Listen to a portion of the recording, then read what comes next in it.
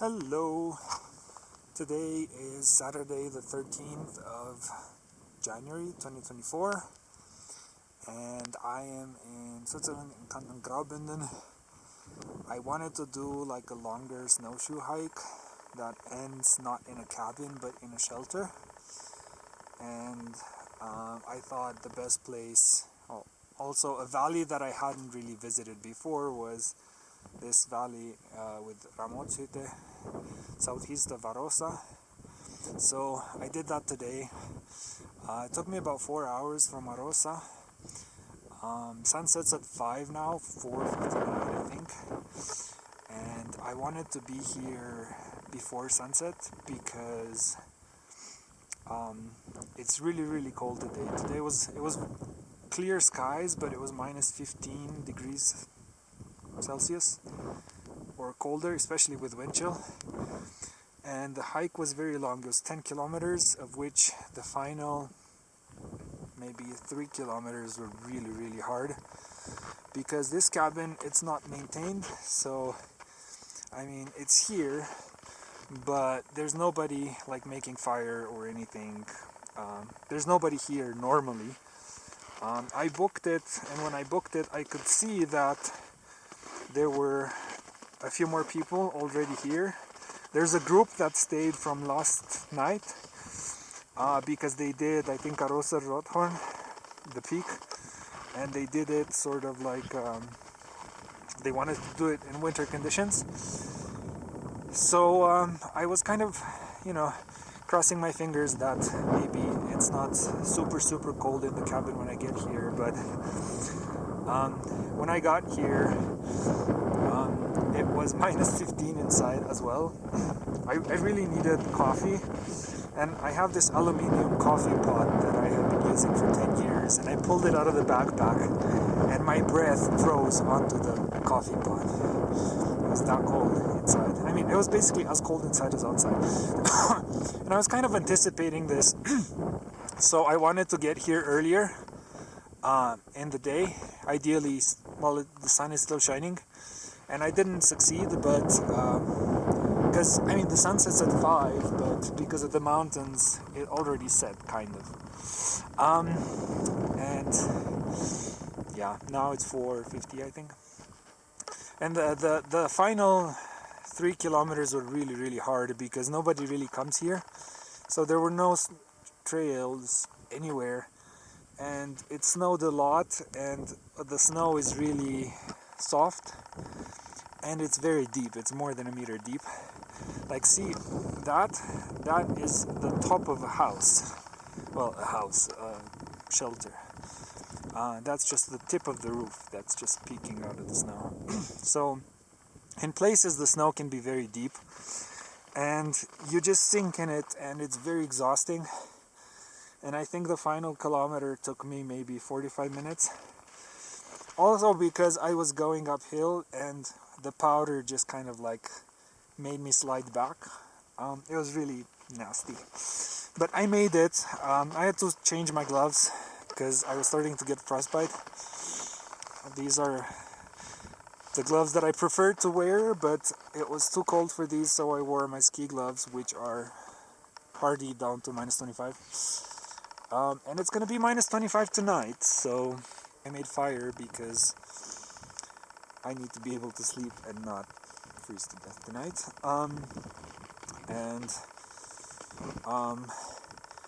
Fire's been going on for about 45 minutes, and it's already, you can still see your breath, but it's not so bad anymore. I think that in maybe like 1 or 2 more hours it's gonna get livable inside. Until then I still wear all my clothes. And that, with the solar panel, is the toilet. And you can imagine the joy of going to the bathroom in minus 25 degrees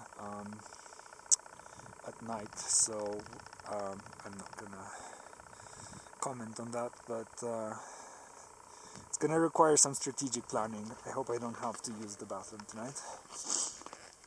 And yeah, if the fire gets going and it warms up, then it will be very pretty inside. And I brought a bottle of wine because normally I don't bring any of this, you know, trinkets onto the mountain. I just want to enjoy the mountain, but this time I wanted it to be like slightly more special because my birthday is coming up, I guess. So I brought like wine and panettone and all these.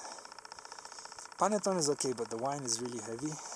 It's like a kilo, so obviously when you're muddling through powder, every kilo on your backpack matters. So, but anyway, we're here. We made it. I made it. With a bit of luck, I want to do more winter hiking this year. Last year I kind of didn't do so much winter hiking because in summer you always, like everywhere you go, it's like the rocks are different and the flowers are different and all these things are different. But in winter, it doesn't really matter where you go because it's always just white. Like this could be anywhere. If I didn't tell you where this is, it could be anywhere. So, but this year I want to do a few more. Last year I did 4 or 5 only. And yeah, just sort of like enjoy the feeling of, I don't know, minus 25 I guess. No, just the feeling of frost and sort of winter wonderland. I think it's clear skies tonight. We might see some stars, maybe, from inside, because I'm not going to come out tonight. And tomorrow it should be fairly good weather, but yeah, you never know. Tomorrow I'm just going down. I'm not going to do anything else. These guys, they did pits, either Arosa Rothorn or this other pit something. It's like 3 kilometers southwest of there, but southeast. But they stayed here last night and they started this morning very early, and I guess they're back already, but it took them about 15 hours maybe. Yeah. Okay, well, I mean the sunset, it's getting very cold. I'm gonna leave you off with the frame of the buried house under the snow, and with that I'm gonna go back to my fire. See you later.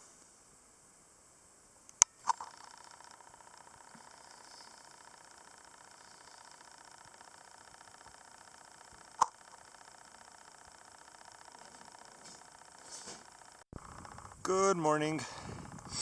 Today is the following day and I started heading down already. The cabin was, see where the, hold on 1 second, see where the sun comes on that shoulder? Right at the tip of the corner there, that's where the cabin was. And it was really, really, really cold last night. We had freezing fog. The door froze shut once. I had to like smash myself into it. But it was inside after we made the fire, or after about 3 hours or so.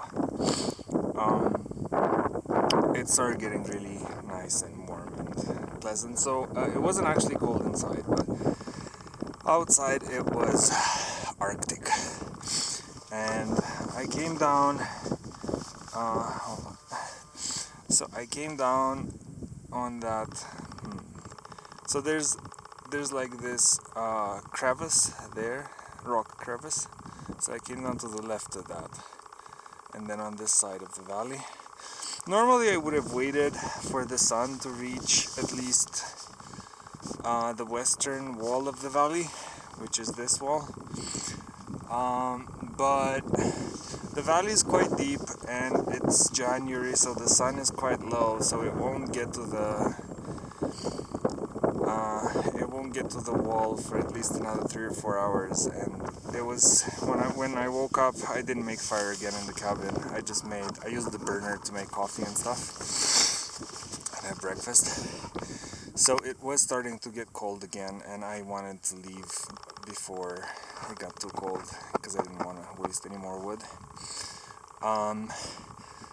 Yesterday I went